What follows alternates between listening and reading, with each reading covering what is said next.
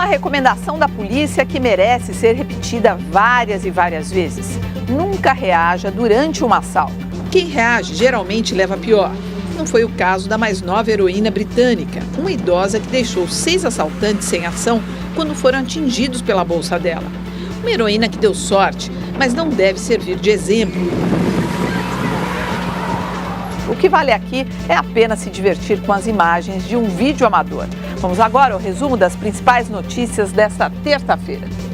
Assaltantes invadem casa do ex-secretário de Segurança Pública e atual secretário dos Transportes de São Paulo, Saulo de Castro.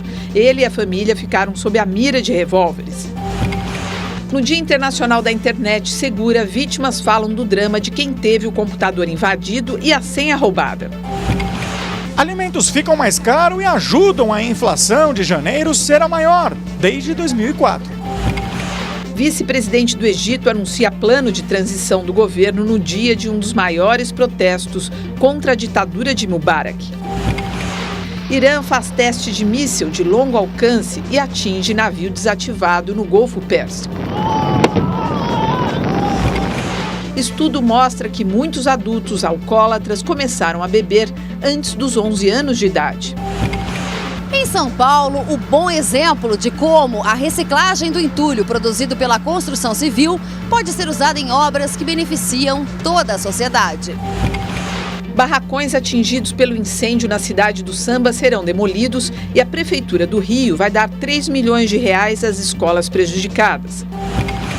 Formação de professores cai pela metade no Brasil.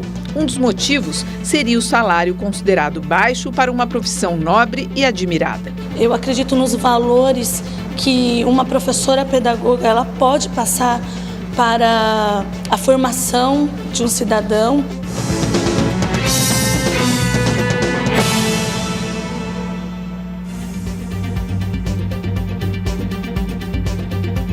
Participam desta edição do Jornal da Cultura o jornalista e professor da Universidade de São Paulo, Eugênio Gucci, e o sociólogo Demétrio Magnoli.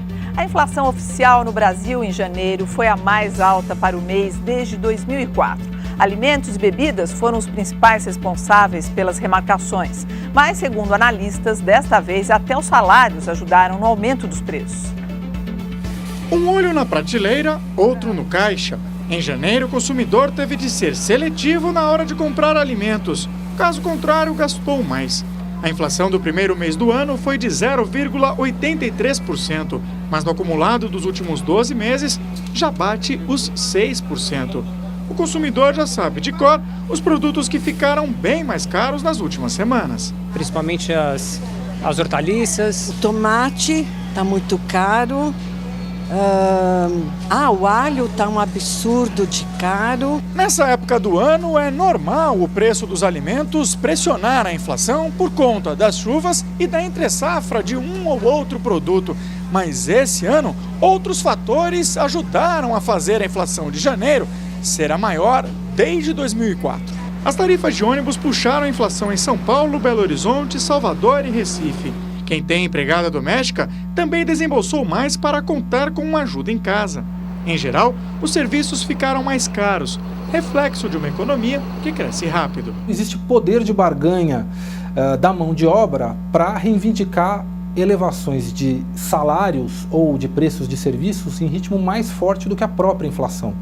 E isso alimenta a alta futura de inflação e de salários em um ambiente de economia aquecida, onde há espaço para que esses repasses ocorram.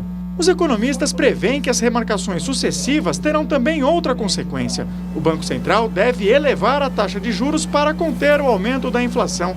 Com a chamada taxa Selic mais alta, os juros dos financiamentos tendem a subir e o consumo diminui. O desafio é fazer a inflação ficar próxima dos 4,5% em 2011.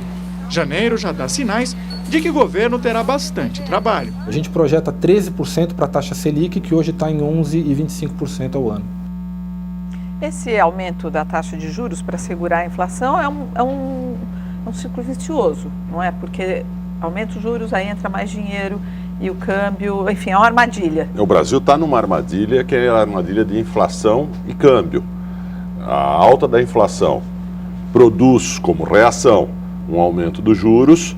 O aumento dos juros produz mais interesse de capitais externos pela diferença de juros entre o Brasil, juros bem altos, e os juros internacionais. Eles têm uma melhor remuneração pelo dinheiro. Melhor remuneração. Esses capitais de curto prazo que buscam o mercado brasileiro fazem com que o real se valorize.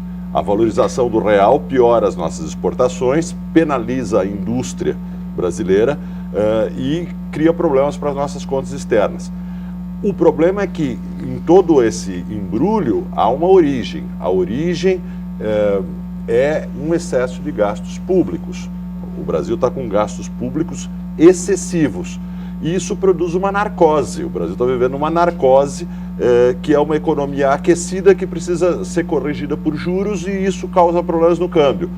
Se não se mexer na raiz do problema, que são os gastos públicos, o problema vai aumentar. Quer dizer, a gente vai ficar tomando remédio para melhorar ali a dor de cabeça, mas não vai curar o problema. E ao longo do tempo isso vai atingindo a saúde básica da economia, que são as contas externas, com o aumento da valorização do real, que já é muito grande. Apagão deixa às escuras parte da cidade de São Paulo. Estima-se que 2,5 milhões de pessoas ficaram sem energia hoje à tarde. A falta de luz durou 23 minutos. A circulação de trens e metrô não foi afetada. As causas do apagão estão sendo apuradas pela Companhia de Transmissão de Energia Elétrica Paulista. Veja agora essa e outras notícias do dia. O apagão começou às 13h11 da tarde. 21 pontos da cidade ficaram sem luz, entre eles a região da Avenida Paulista, o Parque do Ibirapuera e o aeroporto de Congonhas. Às 13h34, os transformadores voltaram a funcionar e a energia foi restabelecida. Segundo o ONS, Operador Nacional do Sistema Elétrico, o problema foi causado por uma falha na subestação Bandeirantes, na zona sul da capital. Índios e organizações não governamentais fizeram hoje um protesto em frente ao Congresso Nacional. Os manifestantes pedem a paralisação do projeto da usina hidrelétrica de Belo Monte, no Rio Xingu, no Pará. A licença ambiental para o início das obras foi concedida pelo IBAMA. Até o fim da tarde, a polícia de Santa Catarina já tinha recapturado 51 dos 82 presos que fugiram ontem à noite da penitenciária de Florianópolis. Armados com espetos, os detentos renderam os agentes penitenciários. Na fuga, os presos ainda roubaram as armas dos agentes. E no Maranhão, 6 presos foram mortos pelos próprios detentos na Delegacia Regional de Pinheiro. A rebelião começou na noite de ontem. Os presos reclamam da superlotação, das condições da carceragem e pedem transferência para outras comarcas. Entre os mortos está o pescador José Bispo Pereira, acusado de manter a filha em cárcere privado e de ter 7 filhos com ela. E o apagão desta tarde em São Paulo provocou uma discussão no Twitter entre nordestinos e paulistanos. O Nordeste também enfrentou um apagão na semana passada. E a gente viu aqui que as acusações entre nordestinos e paulistanos foi hoje aqui o assunto mais falado no Twitter. Olha, aí tem algumas imagens. Aqui eu estou vendo na internet, no UOL, que, bom, tem coisas aqui impublicáveis que as pessoas falaram. E é uma ofensa, assim, pelo menos ao meu ver, muito gratuita. Tem muito preconceito nessas falas que estão aqui, que eu não sei nem se é o caso de reproduzir. Olha, nem é o caso de reproduzir.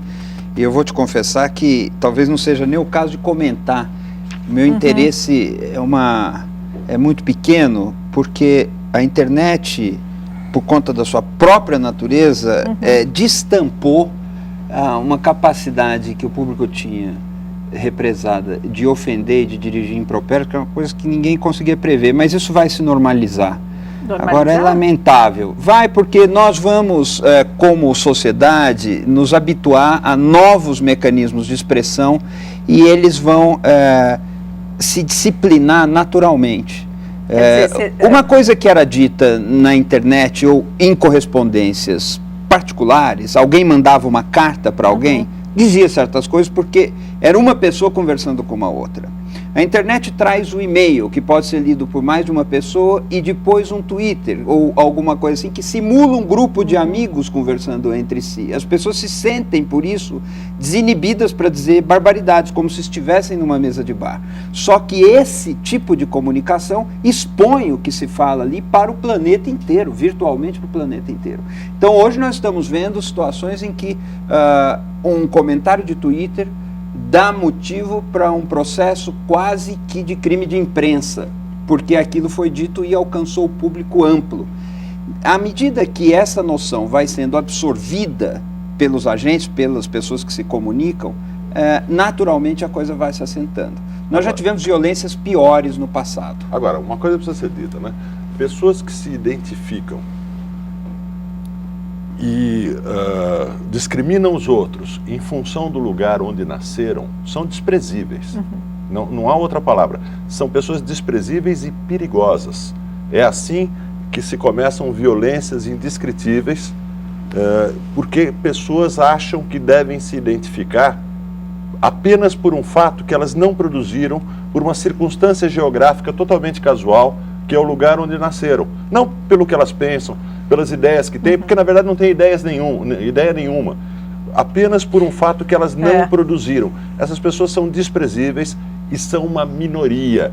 Não é verdade que a maioria dos brasileiros se engaja nesse tipo de coisa.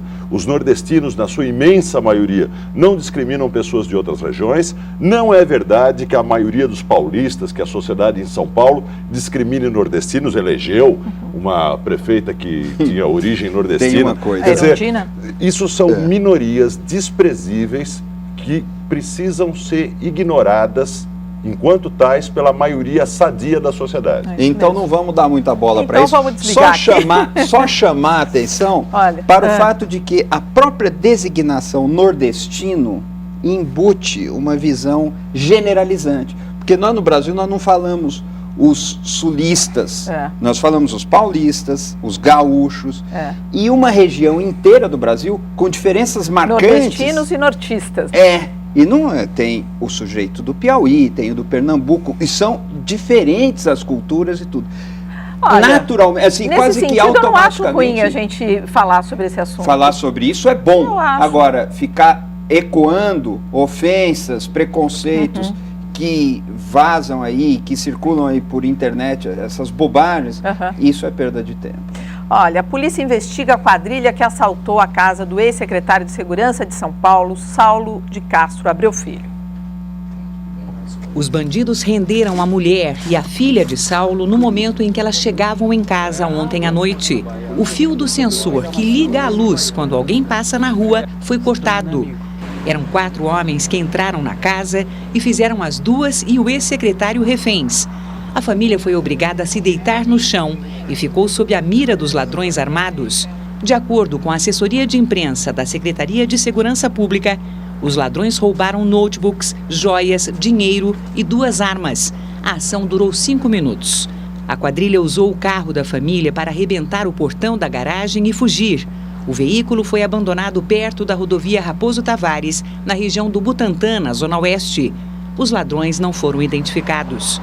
Saulo de Castro Abreu Filho foi secretário estadual de Segurança Pública de São Paulo entre 2002 e 2006 e atualmente responde pela pasta de Logística e Transportes.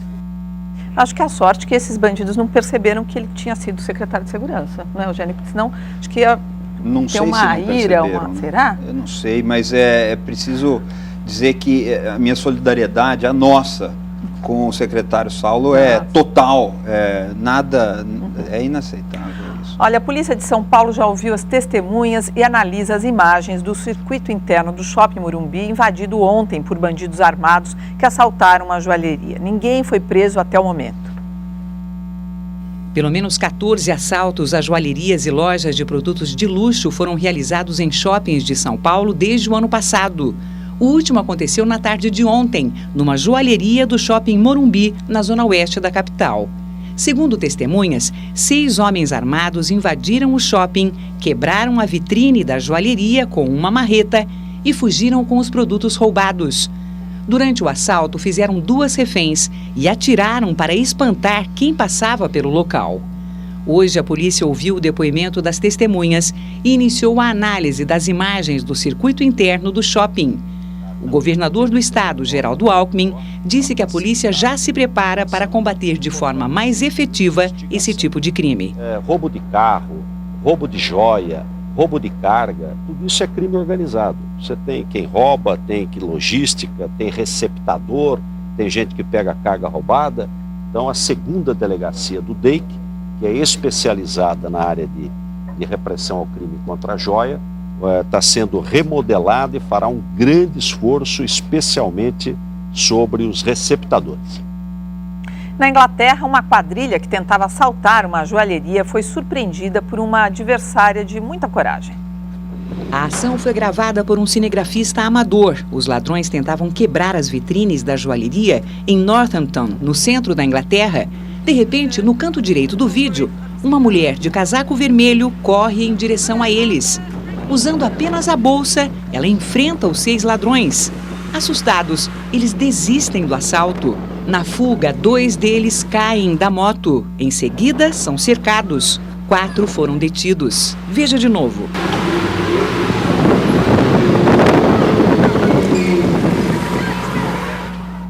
Nossa! Há um quê de comédia nisso, lembra aquele filme Tootsie, mas a velhinha do balacobaco, como se diz. Ou às vezes a gente pensa que pode ser um policial disfarçado de velhinha que não levanta suspeita nos bandidos e ela vai lá e bate em todo mundo. Agora, qual a avaliação que vocês fazem da reação dela? Bom, veja, aquilo que é normal é dizer que não se deve reagir a assaltos, não se deve reagir contra assaltantes. E eu não vou discutir a lógica que há nisso, que há uma estatística sobre esse tipo de coisa. Entretanto, o que me preocupa um pouco é uma sociedade tão acostumada com a ideia que não deve reagir, que passa a ser uma sociedade de cordeirinhos. Uma sociedade onde, em qualquer circunstância, sempre ela está ouvindo todas as televisões, as autoridades, as escolas, os educadores, os comentaristas dizerem: fique quieto, não reaja. Eu acho que é importante que a sociedade reaja. Mas reaja em situações de segurança? Eu não estou sugerindo que ninguém reaja em situações de segurança. Eu acho que isso é uma decisão individual. E eu tenho um certo respeito pelo direito das pessoas de tomarem decisões individuais. É um respeito que hoje em dia é um pouco pequeno. O que eu estou dizendo é que o excesso de avisos, não reaja, não faça nada, fique quieto, não me parece bom do ponto de vista da educação política de uma sociedade. Quer dizer, não só você acha que isso pode contaminar um comportamento em outras áreas? É isso? Eu acho que de modo geral as pessoas tendem a achar que a passividade é sempre mais recomendável. E o governo egípcio anuncia plano de transição e promete mudanças na Constituição para atender às reivindicações populares. Hoje foram libertados 34 presos políticos, mas o governo ainda tenta impedir o trabalho da imprensa. Após 2 semanas de protestos, centenas de milhares de pessoas ocuparam a Praça Tahrir, no centro do Cairo, numa das maiores manifestações já registradas até agora. A multidão promete manter a ocupação até a derrubada do regime. O anúncio do vice-presidente Omar Suleiman de que o governo vai promover mudanças para cumprir as promessas de abertura não foi suficiente para neutralizar a pressão. Até porque o governo não detalhou os planos e nem assumiu prazos para concretizar as medidas. Hoje, além dos 34 presos políticos, foi libertado o diretor do site Google no Egito, Wael Gonin, detido desde o início dos protestos. Ele disse ter passado 10 dias com os olhos vendados. Gonin é suspeito de organizar um grupo que tentava contornar a censura do governo na internet. Hoje, o governo tentou barrar o acesso de jornalistas ao centro do Cairo, mas o plano fracassou diante da enorme massa humana que tomou a praça e impediu qualquer controle. Em meio aos manifestantes, ativistas da ONG Human Rights Watch denunciavam que o governo vem tentando esconder o número de mortos e presos nas manifestações. Segundo a organização, pelo menos 297 pessoas morreram e 1.400 foram presas. A TV oficial egípcia evita falar em número de mortos nos protestos. Olha, vendo essas imagens aí, vocês acreditam que há tempo de reverter o trabalho da imprensa?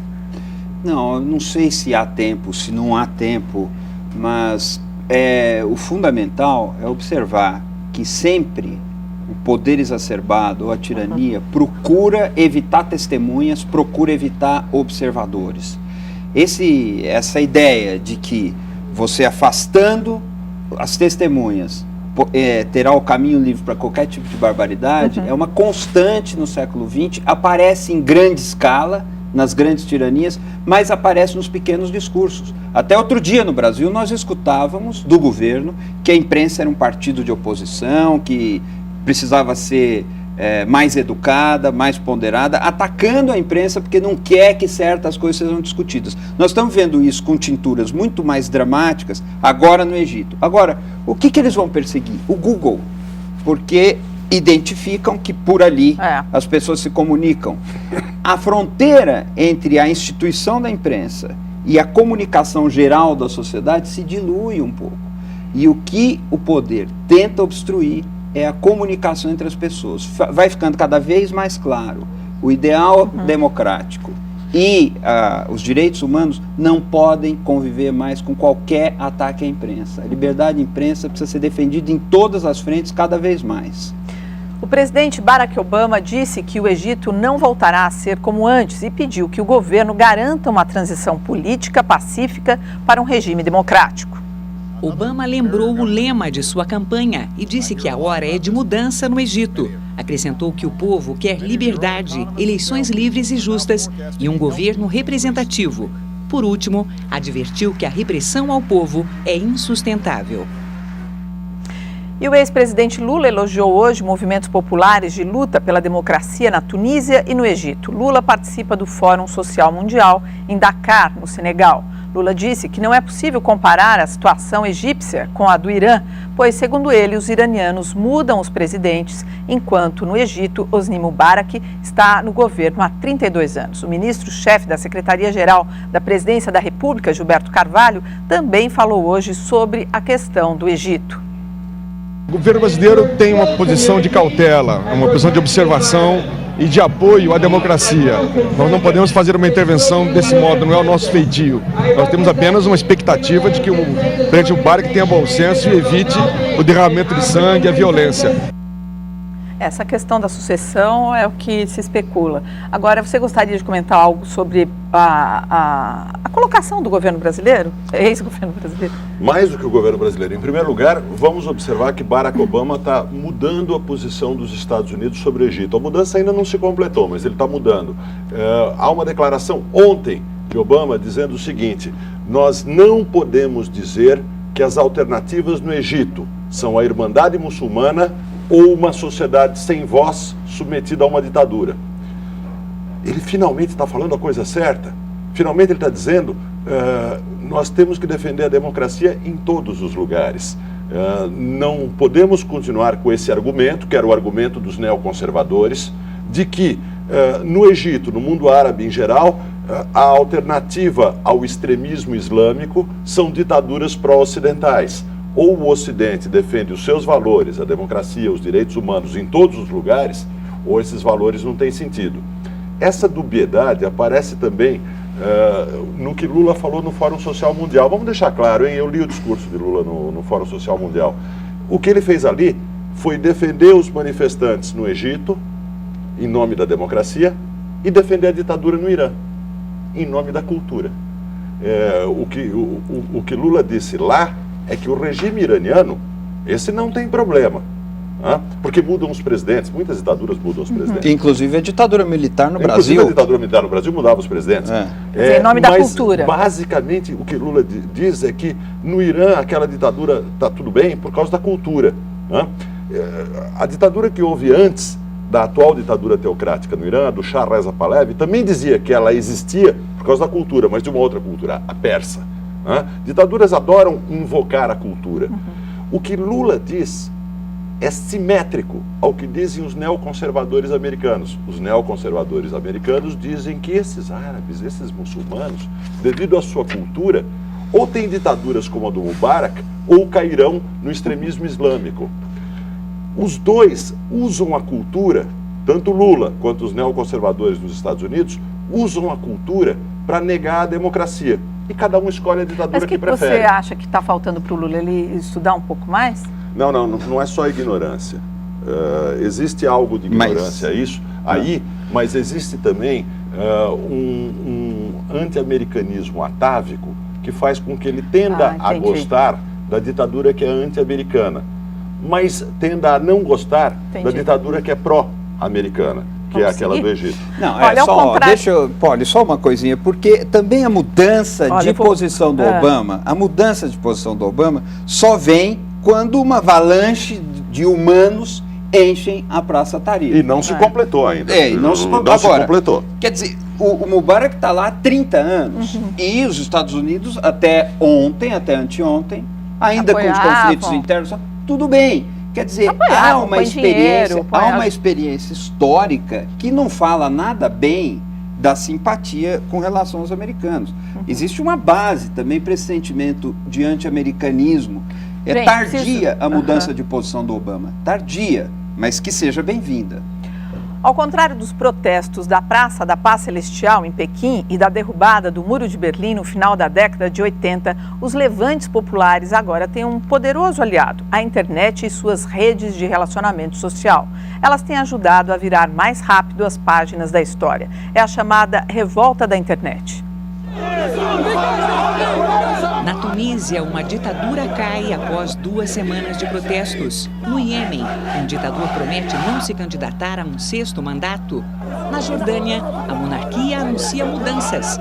Na Argélia, o governo diz que vai suspender o estado de emergência. No Egito, a praça é do povo há 2 semanas e os manifestantes exigem a renúncia do ditador Hosni Mubarak. Em todos esses países, a revolta teve uma participação importante da internet e das redes de relacionamento, como o Facebook, o Twitter e o site de exibição de vídeos YouTube. Pelos caminhos da rede, os internautas trocam mensagens e convocam os manifestantes a ir para as ruas. No Egito, o governo chegou a tirar a internet do ar, mas acabou desistindo diante da desmoralização no exterior. Entre os países que ainda censuram abertamente a internet está a China. Lá é proibido pesquisar sobre temas como democracia, liberdade de expressão e imprensa livre, entre outros assuntos. A internet tem os seus vários, a gente pode dizer assim, os prós e os contras, mas nesse caso tem sido bem positiva a participação da rede, não é? É uma possibilidade de comunicação. Veja que o governo do Egito tentou tirar do ar celular.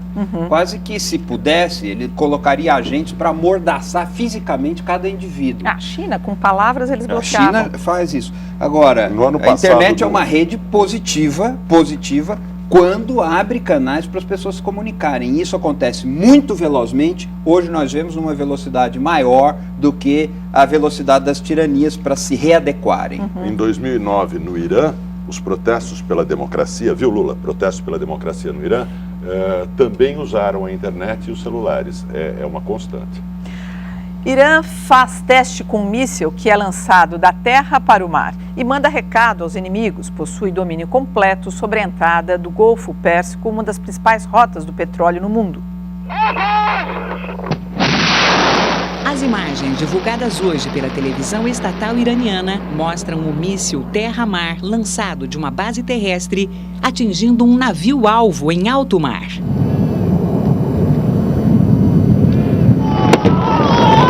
Com esse armamento, o Irã acredita ter controle total sobre o Golfo Pérsico e o Estreito de Hormuz, rota utilizada pelos navios que transportam 40% de todo o petróleo produzido no mundo.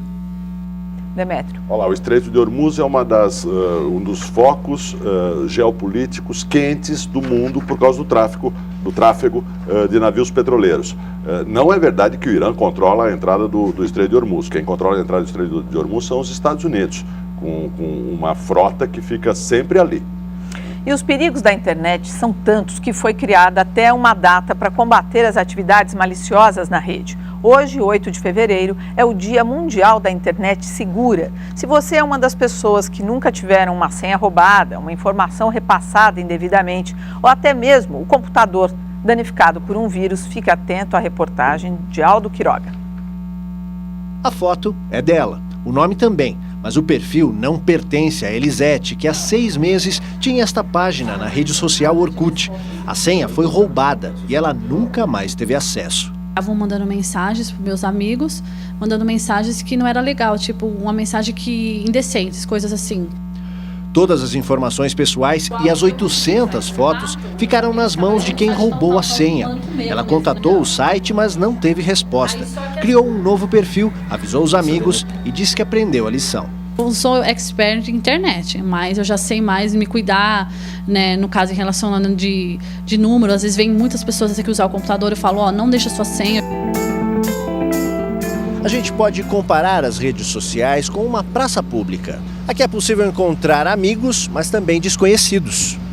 Num ambiente como esse, dificilmente daríamos informações pessoais a quem não conhecemos.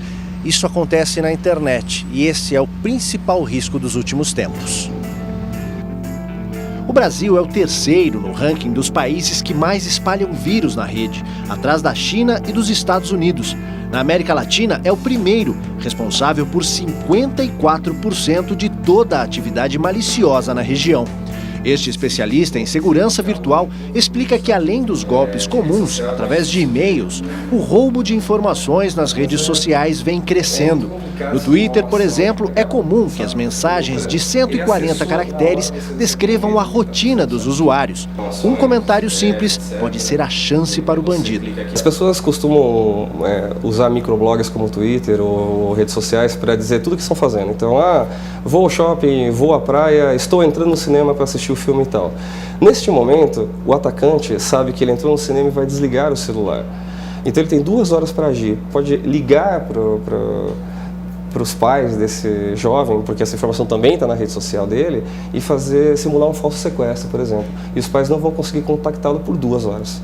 Mas apesar de todos os riscos, o especialista garante que é possível navegar, acessar e-mails e até baixar conteúdo com segurança. Para isso, além de um antivírus atualizado, é preciso desconfiar sempre e evitar ao máximo divulgar informações pessoais. Navegar por sites que você sabe que são seguros. Existem ferramentas que podem te apontar se o site é seguro ou não, com sinalizações simples como ícones verdes e vermelhos. Então, se é vermelho, não acesse porque esse site tem alguma insegurança a te oferecer.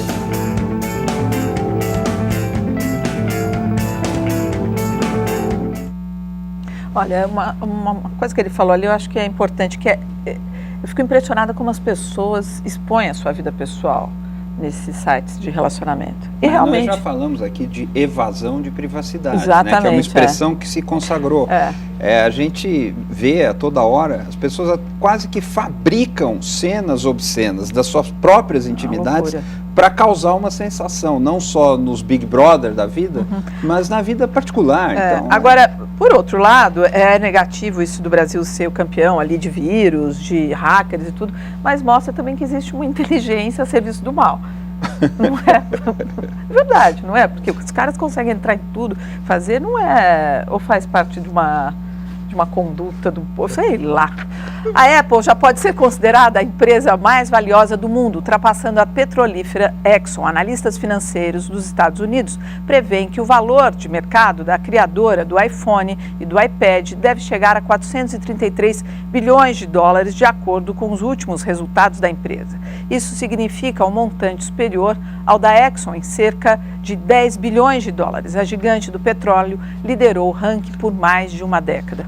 Mais uma vez, a comunicação, a informação é o que se valoriza nesse momento. Não é porque a Exxon, que é o petróleo, fica atrás da Apple, que é tecnologia da informação, uma empresa de informática. A economia imaterial assumindo a liderança sobre a economia material, né? Nós estamos um sintoma de uma revolução científica e técnica. Agora, esse valor da Apple é o quê? Meio PIB brasileiro. É uma ele inclui muita especulação. Ele inclui muita especulação. Claro, como todos esses preços, porque se especula sobre o que vai ser o futuro desse. Mas isso é o preço de olhar concentrado. Na era do espetáculo que nós vivemos, o que vale dinheiro é o olhar concentrado numa emissora, num anúncio, numa revista, num site de relacionamento. E aqui no TP, para continuar o jornal, um olhar concentrado. Concentre-se, A seguir, primeira-ministra australiana se emociona ao falar no parlamento sobre as catástrofes que atingiram o país. E a alegria dos aprovados no vestibular da FUVEST. Aí